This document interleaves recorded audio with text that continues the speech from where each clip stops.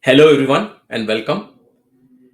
In this video, we will discuss an amazing plant which won a Plant of the Year title by National Institute of Health. What is Moringa? Why is it called a miracle tree? Which parts are most beneficial for our consumption? How to grow it in our backyard if we choose to? Let's uncover these questions in this video.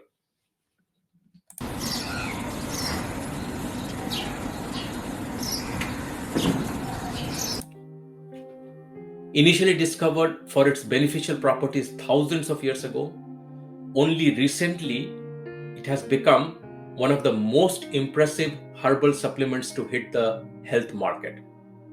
Interesting piece of data.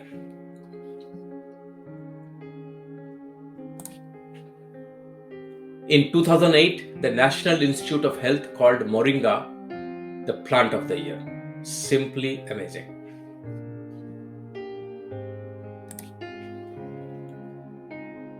The NIH acknowledged that perhaps like no other single species, this plant has the potential to reverse multiple major environmental problems. Now I'm focusing on the word major environmental problems because this tree can grow in semi-arid regions where there's less water in the tropical and subtropical areas. Wherever it grows, it takes care of the topsoil and then it provides so many benefits to the and the human population living nearby.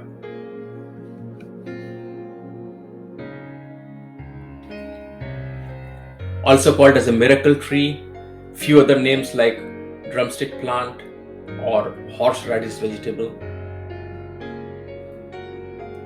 It is a deciduous tree that produces lengthy seed pods, as you can see in the picture next. The pods start out green, turn brown as they grow. They crack open and spill the seeds once they are fully ripe. A single tree can produce up to 400 pods per year. Great. But why call it a miracle tree? All parts of this tree are edible. Leaves, seeds, roots and flowers, and have potent medical properties. A great characteristic. Said to be the most nutrient-rich tree in the world, one of the most bioavailable substances, bioavailable which can be easily absorbed by our body compared to synthetic supplements.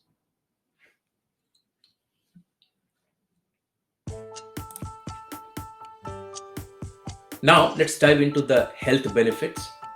I'll cover the leaves first, which are said to be the most nutrient for us, and then we will cover 7 key benefits of Moringa plant. The leaves are said to have 7 times more vitamin C compared to an orange, 4 times the calcium of a glass of milk, 3 times the potassium of a banana, and 3 times the iron of an equivalent spinach leaves. So this is packed with nutrients.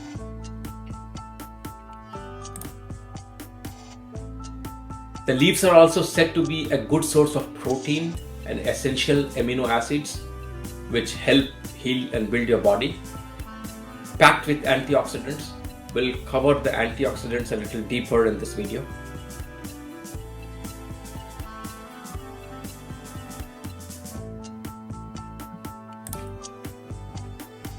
Now let's start with the top 7 benefits. I'll start with the first one.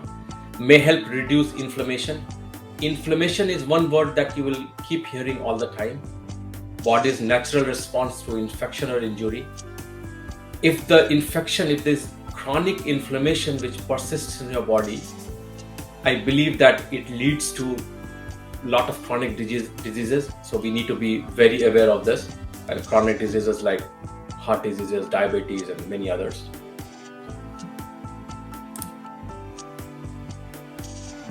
Many herbs have anti-inflammatory properties, but the compounds in all these will differ.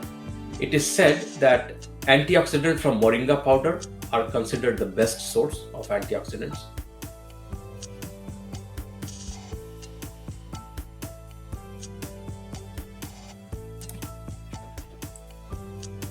Isothiocyanates. This is one word that is lot in attention these days.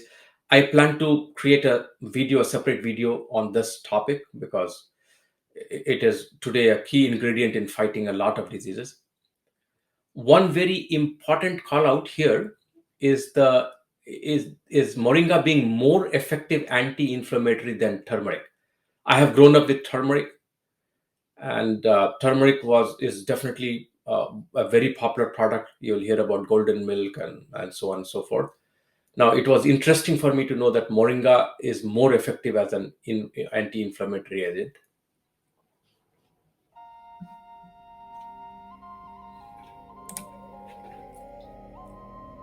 High levels of free radicals may cause oxidative stress, which is associated with chronic diseases like heart disease and diabetes.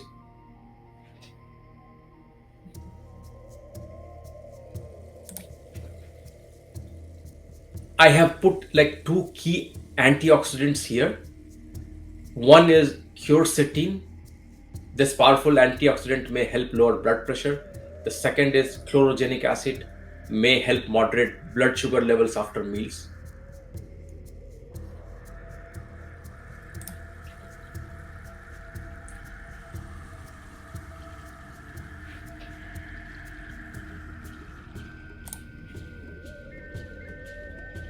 We just touched upon the lowering of blood sugar levels. One key call out from here is that a lot more research is needed before anybody can provide a solid recommendation with a lot of these natural plants or natural ingredients, because it requires a lot more human trials. I do have a human testing that have been done, a study which I've shared in the next section.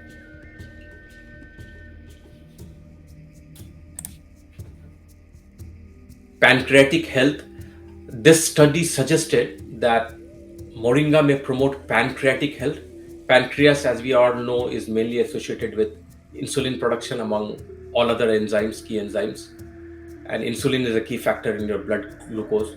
So it said that the pancreatic health, if it gets better, the blood glucose regulation is a secondary factor.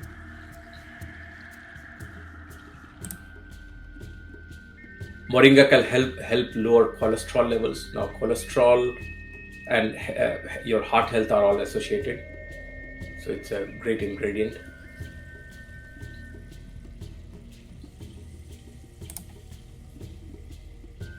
This one is my favorite. It says may boost energy levels. Since it's very rich in minerals, vitamins, and iron, and it's said that iron deficiency could be one of the leading causes of fatigue. If you feel tired, you will see a doctor recommending you some of these essential vitamins and minerals. So it's great that moringa is loaded with these.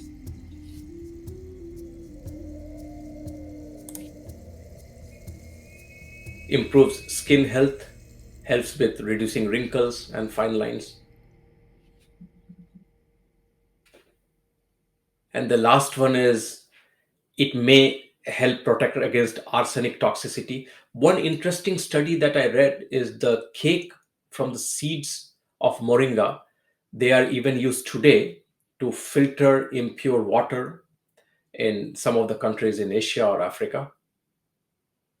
To what are the most common ways to use moringa and get the best benefits? Dried moringa leaves or moringa powder from the leaves. As I said, the leaves are considered the most potent part of the plant, containing the best macronutrients. So, dried moringa leaves is a great source. Moringa tea, this is one of my favorites. Just like any other good herbal tea, like green tea or some other herbal tea. One tip is to avoid over boiling the leaves so as not to kill the nutrients. Now we move from the leaves, we move to pods and flowers, which appear to have high phenolic content with proteins and fatty acids. This can be used to supplement your protein levels in your a low nutrient diet, like a fast food or something.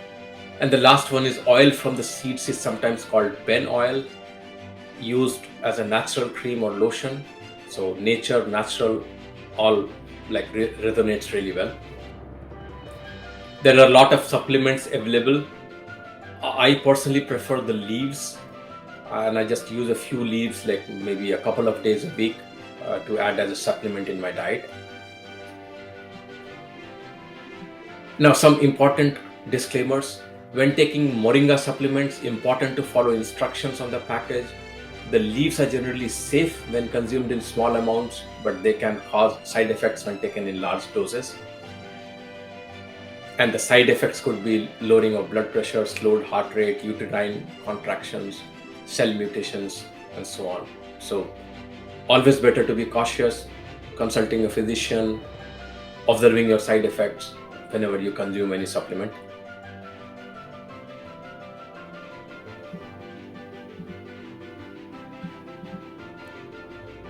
Now, the dosage recommendations. Since it's a herbal supplement, there's not really any recommended dosage.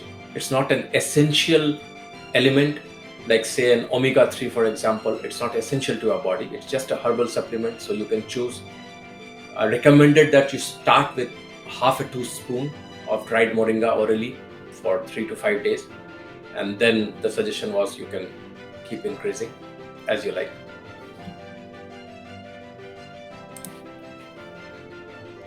How to grow moringa in your backyard? I have 4 pots where I grow moringa and I consume the leaves fresh.